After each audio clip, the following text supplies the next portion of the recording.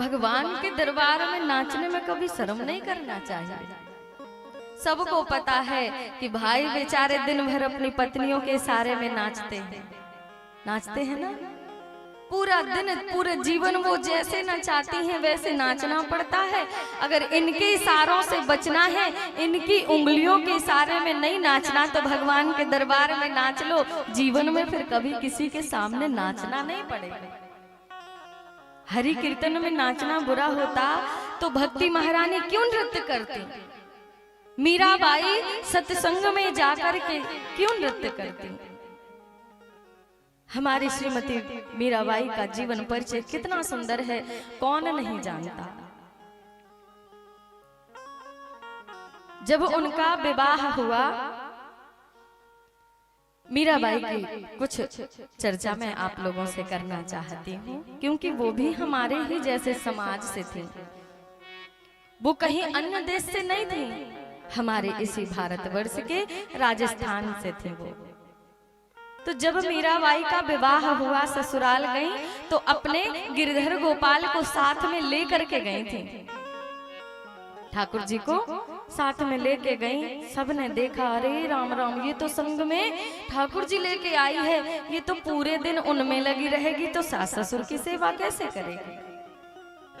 लेकिन उन्होंने भी ठान लिया था कि मेरो तो गिरधर गोपाल दूसरो ना कोई, जाके सिर मोर मुकुट मेरो पति सोई, मेरो तो गिरधर गोपाल दूसरो ना कोई।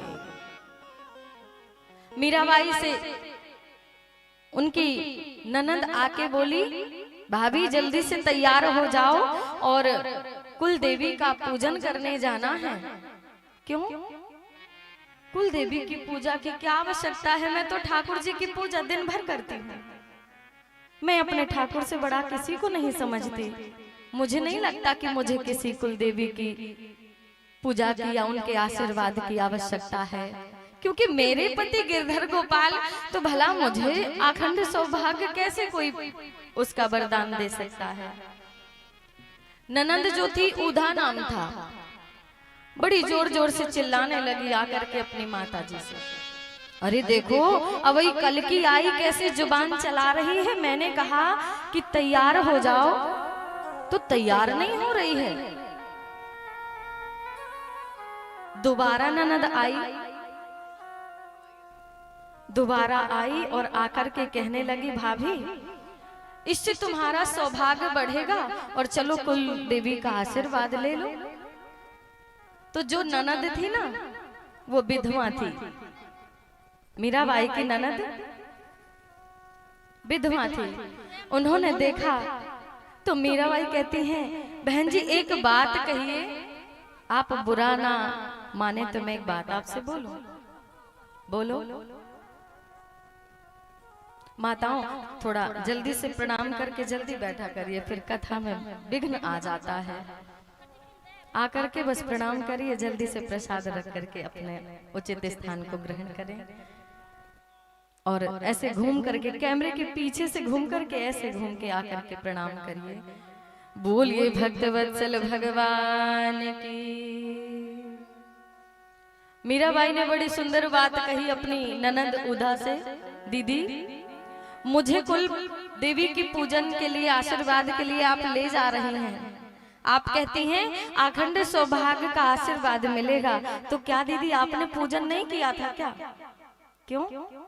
क्योंकि आप फिर विधवा कैसे हो गई बीच में? अगर आपने पूजन किया तो फिर आप विधवा कैसे हो गई? आपका सौभाग्य कैसे खंडित हो गया? क्रोध में आती हुई उधा ने बहुत ताने मारे, ना जाने कितने कितने प्रकार से हमारी मीराबाई को सताया।